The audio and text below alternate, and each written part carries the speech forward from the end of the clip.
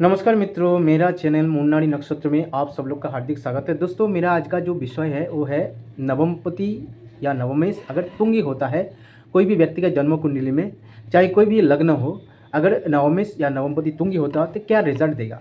तो देखिए, नवम भाव से भाग्य देखा जाता है तो स्वाभाविक रूप से नवमेश या नवमपति अगर तुंगी होता है तो जातक का जो भाग्य में वृद्धि होता है। लेकिन किस विषय में वृद्धि होता है? नवमेश या नवमपति जिस भाव में बैठता है, जिस भाव में तुंगी होता है, उस भाव संपर्कित विषय में, उस भाव रिलेटेड विषय में जातक की उन्नति तथा सफलता मिलता है, समृद्धि होता है और उस विषय में ग्रोथ होता है। तो देखिए, जैसे चतुर्थ भाव, अगर नवमेश चतुर्थ भाव में बैठता है, अगर कोई भी व्यक्ति का नवमेश चतुर्थ भाव में उच्च होकर बैठता है तो चतुर्थ भाव से जैसे सुख देखा जाता है, वाहन देखा जाता है, मकान देखा जाता है और जो डोमेस्टिक हैप्पीनेस तथा फैमिली हैप्पीनेस ये सब देखा जाता है। और जो फैमिली ग्रोथ है, ठीक है, परिवार है, पारिवारिक सुख, ये सब देखा जाता है। तो इस विषय रिलेटेड विषय में जातक को अच्छा मकान मिलेगा, अच्छा वाहन मिलेगा और अच्छा फैमिली सुख तथा गृह सुख रहेगा, ये सब हो सकता है। जैसे मेष लग्न की जो नवम भाव है वो है धनु राशि और नवम भाव की अधिपति है गुरु। तो मेष लग्न के नवम भाव की अधिपति गुरु चतुर्थ भाव कर्क राशि में उच्च होकर बैठता है। तो नवम भाव मेष लग्न का नवमेश अगर तुंग हो गया तो चतुर्थ भाव में बैठता है। तो चतुर्थ मतलब उच्च वाहन, गृह सुख, मकान हैं और जो फैमिली हैप्पीनेस या डोमेस्टिक हैप्पीनेस ये सब देखा जाता है और विद्या भी देखा जाता है।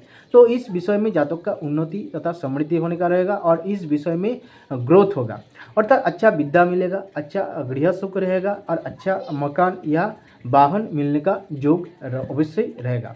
और देखिए, चतुर्थ भाव से भी मन भी देखा जाता है तो स्वाभाविक रूप से मन भी अच्छा होगा, अर्थात जातक धार्मिक होगा, लिबरल होगा, उदार टाइप का व्यक्ति होगा। इसके अलावा देखिए, वृषभ लग्न का नवम भाव जो है वो है मकर राशि।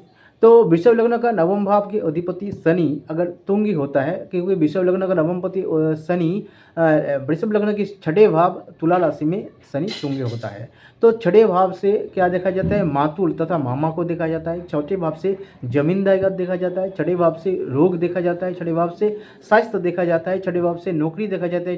छठे भाव से दास दासी तथा नौकर चाकर देखा जाता है। तो ये जो नौकरानी देखा जाता है। तो इस विषय में अर्थात जातक का अच्छा जमीन जायदाद मिलने का संभावना रहेगा। अगर वृषभ लग्न का शनि अर्थात नवमेश शनि तुंगी होकर बैठता है तो तुंगी हो गया तो उसे जातक को अच्छा मतलब जमीन जायदाद मिलने का संभावना रहेगा। उसका जो उनके पास अच्छे नौकरानी रहेगा, अर्थात सर्वेंट रहेगा और उनका जो अच्छा खासा नौकरी मिलने का संभावना रहेगा और मातुल तथा मामा के साथ अच्छा रिलेशन रहेगा या जातक का जो मामा होगा उनका उन्नति होगा।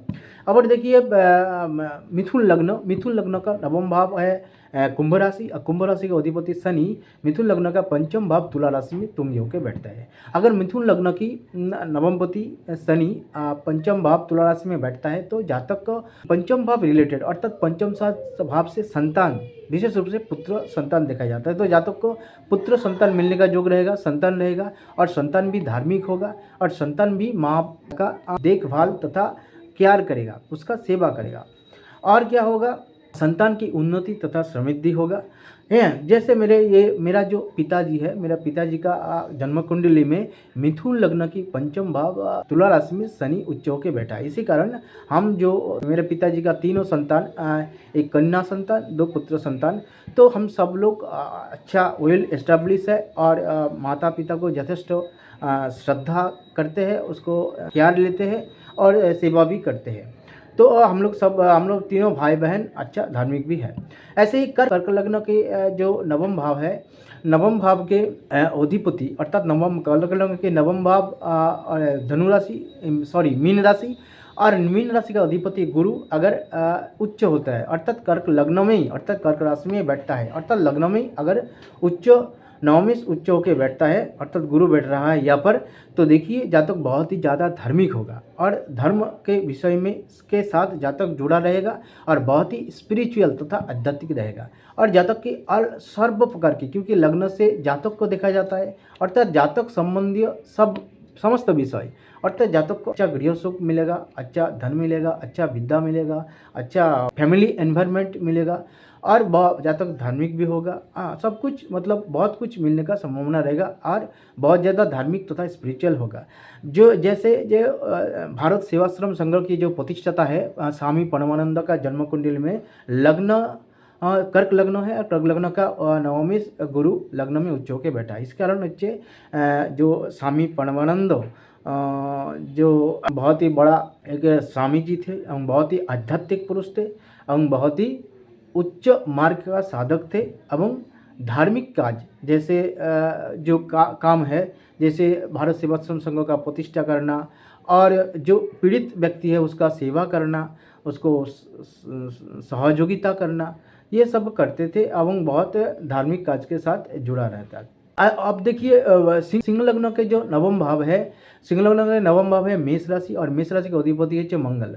तो सिंह लग्न का नवम मेष मंगल अगर मकर राशि में तथा तुंग होके अर्थात उच्च होके बैठता है, तुंगी होके बैठता है तो क्या रिजल्ट देगा, क्योंकि नवम सिंह लग्न का छठे भाव है मकर राशि में मंगल, नवमी मंगल तुंगी हो रहा है। तो छठे मैंने पहले कहा है, छठे भाव से जमीन जायदाद देखा जाता है, छठे भाव से मातुल तथा मामा को देखा जाता है, छठे भाव से स्वास्थ्य को देखा जाता है, छठे भाव से पराक्रम भी देखा जाता है, साहस भी देखा जाता है और छठे भाव से भी जो चाकर चाकरानी नौकर नौकरानी हैं और ये सब देखा जाता है और नौकरी भी देखा जाता है। तो स्वाभाविक रूप से जातक का अच्छा नौकरी मिलने का संभावना रहेगा, अच्छा जमीन जायदाद मिलने का संभावना रहेगा। ऐसा ही तो मंगल जमीन जायदाद का कारक ग्रह है और छठे भाव भी जमीन जायदाद को दर्शाता है। इसीलिए अगर सिंह लग्न का नवमी मंगल उच्च होकर मकर राशि में तथा छठे भाव में बैठता है तो जातक को बहुत अच्छा जमीन जायदाद मिलने का संभावना रहेगा, अच्छा नौकर नौकरानी मिलने का संभावना रहेगा और अच्छा मतलब नौकरी मिलने का संभावना रहेगा और स्वास्थ्य भी अच्छा रहेगा और जातक बलवान होंगे, उसको अच्छा स्ट्रेंथ रहेगा, स्ट्रांग होगा और फिजिकल फिटनेस अच्छा रहेगा और जातक बहुत ही परिश्रमी होगा, ये सब। और ऐसे ही अगर कल्याण लग्न का नवम भाव जो है, कल्याण लग्न का नवम भाव है वृषभ राशि और वृषभ राशि का अधिपति जो है शुक्र। तो वृषभ राशि का अधिपति शुक्र जो नवम में से कन्या लग्न का वो अगर तुंगी होता है अर्थात कन्या लग्न की सप्तम भाव मीन राशि में शुक्र तुंगी होता है। तो देखिए कन्या लग्न सप्तम भाव मीन राशि में शुक्र जो नवम में से तुंगी होकर बैठता है तो मतलब सप्तम भाव से पति पत्नी देखा जाता है, सप्तम भाव से सेक्स देखा जाता है, सेक्स पार्टनर देखा जाता है, लाइफ पार्टनर देखा जाता है और सप्तम भाव से व्यापार तथा वाणिज्य बिजनेस देखा जाता है। तो इस विषय में अर्थात अच्छा जातक या जातिका को अगर कन्या लग्न के सप्तम भाव में नवम में शुक्र उच्च होकर बैठता है तो जातक का अच्छा पति या पत्नी मिलने का योग रहेगा, विवाहित जीवन अच्छा रहेगा और एक से ज़्यादा लाइफ पार्टनर तथा सेक्स पार्टनर होने का संभावना रहेगा। और क्या है, अच्छा खासा धन मिलने का संभावना रहेगा क्योंकि शुक्र धन की भाई कारक ग्रह है। और जातक कोई भी कला विद्या में कि सप्तम भाव से कला विद्या देखा जाता है, कोई भी कला विद्या में जैसा संगीत हो, जैसा कोई भी चित्रकला हो, कोई भी काम है, पेंटिंग ड्राइंग जो भी है या फिल्म लाइन एक्टिंग, ये सब में अच्छा खासा पारदर्शित रहेगा और जातक उसमें कुशल होगा, जातक जातिका उसमें कुशल होगा। और क्या है, सप्तम भाव से व्यापार भी देखा जाता है, अगर व्यापार करेगा तो जातक जातिका के लिए व्यापार भी अच्छा खासा हो सकता है और व्यापार या तथा बिजनेस में जातक या जातिका सफल होने का संभावना रहेगा। अब देखिए तुला लग्न का जो नवम भाव, तुला लग्न का नवम भाव जो है वो है बुध, नवम भाव की अधिपति या तथा नवम में से बुध, क्योंकि तुला लग्न का नवम भाव है मिथुन राशि और मिथुन राशि का अधिपति है बुध जो द्वादश भाव में उच्च होकर बैठता है तुला लग्न के लिए। तो द्वादश भाव से क्या देखा जाता है, विदेश यात्रा देखा जाता है। द्वादश भाव से क्या जाता है, जो एक्सपेंडिचर देखा जाता है। तो देखिए नवम भाव से भी विदेश यात्रा देखा जाता है, द्वादश से भी विदेश यात्रा देखा जाता है। तो तुला लग्न का नवम भाव के अधिपति बुध अगर द्वादश भाव कन्या राशि में बैठता है तो जातक को विदेश जाने की बहुत ही संभावना रहेगा और विदेश जाके जातक उन्नति करने का योग रहेगा। और क्या आएगा, जातक अच्छे काम के लिए, गुड डीड, चैरिटी, अच्छा कर्म जो जन कल्याणमूलक कर्म है और सेवामूलक काम है और दूसरे का भला करना, उस काम में जातक पैसा खर्च करेगा तथा एक्सपेंडिचर होगा। और देखिए वृश्चिक लग्न का नवम भाव के अधिपति है चंद्रमा, क्योंकि वृश्चिक लग्न का नवम भाव एक कर्क राशि है, कर्क राशि का अधिपति है चंद्रमा अगर तुंगी होता है नवमेश शनि, नवमेश चंद्रमा, वृश्चिक लग्न के नवमेश चंद्रमा अगर तुंगी होता है तो वृषभ राशि में तुंगी होता है चंद्रमा। तो ये अर्थात वृश्चिक लग्न की सप्तम भाव में बैठता है। तो चंद्रमा सप्तम भाव रिलेटेड जो विषय में उन्नति तथा समृद्धि तथा ग्रोथ होगा। तो सप्तम भाव से मैंने पहले कहा है जो पति पत्नी देखा जाता है, जातक को अच्छा पति पत्नी मिलने का संभावना रहेगा, या सेक्स पार्टनर एक से ज़्यादा सेक्स पार्टनर रहने का संभावना रहेगा, और जातक का कुशली होगा। और जातक क्या है, कोई भी कला विद्या में, क्योंकि चंद्रमा से भी कला विद्या देखा जाता है, सप्तम भाव से भी कला विद्या देखा जाता है। और नवमी चंद्रमा अगर सप्तम भाव में तथा वृषभ राशि में बैठता है वृश्चिक लग्न का, तो जातक कोई भी आर्ट या कला में अर्थात संगीत, चित्रकला, पेंटिंग, ड्राइंग, फिल्म एक्टिंग, कोई भी कला में जातक का अच्छा खासा पारदर्शिता अर्थात कुशलता रहेगा। एवं इस बार देखिए धनु लग्न का नवमेश जो है वो है सूर्य, क्योंकि धनु लग्न का नवम भाव है सिंह राशि, और सिंह राशि का अधिपति है सूर्य। तो सूर्य पंचम भाव, धनु लग्न का जो पंचम भाव है मेष राशि में तुंगी होकर बैठता है, उच्च होकर बैठता है। तो स्वाभाविक नवमेश जब तुंगी होकर पंचम भाव में बैठते हैं तो जातक का संतान अर्थात पुत्र संतान की प्राप्ति होने का संभावना रहेगा, क्योंकि सूर्य से भी पुत्र संतान देखा जाता है, पंचम से भी पुत्र संतान तथा संतान देखा जाता है। अर्थात जातक को संतान मिलेगा और संतान भी सम्मानी होगा, उसको अच्छा खासा सम्मान मिलेगा, क्योंकि सूर्य से भी सम्मान देखा जाता है। और सूर्य यहाँ पर तुंगी हो रहा है, नवमेश तुंगी हो रहा है पंचम भाव में। और जातक का जो संतान होगा, बहुत संतान या पुत्र होगा बहुत ही धार्मिक होगा, और संतान या पुत्र कोई गवर्नमेंट नौकरी या उच्च पद का कोई कर्म कर सकता है, और गवर्नमेंट नौकरी में अच्छा पद मिलने का योग रहेगा और मान सम्मान मिलेगा। और जातक भी बहुत ही धार्मिक होगा, उसका संतान भी धार्मिक होगा। और देखिए धनु लग्न हो गया। अब जैसे मकर लग्न का जो नवमेश है वो है बुध। मकर लग्न का नवम भाव है कन्या राशि, और कन्या राशि का जो अधिपति है बुध अगर नवम भाव में अर्थात कन्या राशि में बैठता है उच्च होके अर्थात तुंगी होके बैठता है, तो नवम भाव अर्थात भाग्य भाव रिलेटेड विषय में अच्छा होगा। अर्थात जातक की भाग्य उन्नति होगा, जातक बहुत ही भाग्यवान होगा, और जातक बहुत ही विष्णु भक्त तथा कृष्ण भक्त होगा, क्योंकि बुध से विष्णु देखा जाता है। तो नवम भाव में नवमेश बुध जब तुंगी होता है, जातक बहुत ही विष्णु भक्त होता है और धार्मिक होता है, और धार्मिक काज में, अच्छा काज में, चैरिटी में, दान में अच्छा खासा पैसा खर्चा करता है और अच्छा रहेगा, उसका भाग्य भी अच्छा रहेगा, और जातक को अच्छा खासा सब कुछ मिलने का संभावना रहेगा। इसके अलावा देखिए कुंभ लग्न हो गया। अब कुंभ लग्न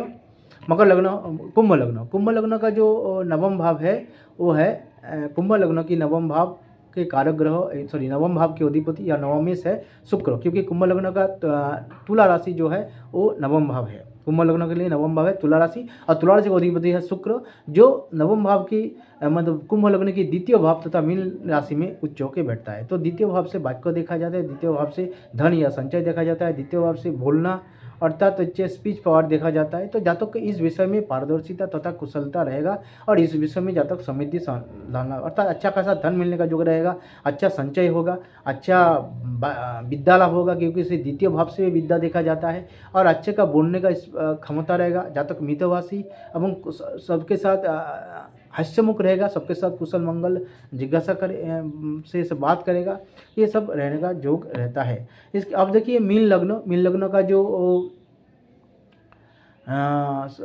मीन लग्न का जो नवमेश है वो है मंगल, क्योंकि मीन लग्न का नवम भाव है वृश्चिक राशि, और वृश्चिक राशि के अधिपति मंगल 11 भाव में, मीन लग्न के 11 भाव मकर राशि में तुंगी होकर बैठता है। 11 भाव से उपार्जन या अर्निंग देखा जाता है, 11 भाव से सिद्धि देखा जाता है, 11 भाव से पुत्र वधु या जामाता देखा जाता है, और 11 भाव से सक्सेस भी अर्थात सफलता भी देखा जाता है। तो जातक या जातिका बहुत ही सफल होंगे और अच्छा खासा इनकम या अर्निंग रहेगा, और जातक का जो पुत्र वधु या जामाता होगा उसके साथ जातक या जातिका का अच्छा खासा रिलेशन रहेगा। तो दोस्तों ये मेरा छोटा सा प्रयास था। अगर ये मेरे छोटा सा प्रयास अगर आप लोग का अच्छा लगा तो आप लोग लाइक कीजिए, शेयर कीजिए, और मेरा ये जो छोटा सा चैनल है मून नाड़ी नक्षत्र, इस चैनल को अवश्य सब्सक्राइब कीजिए। नमस्कार।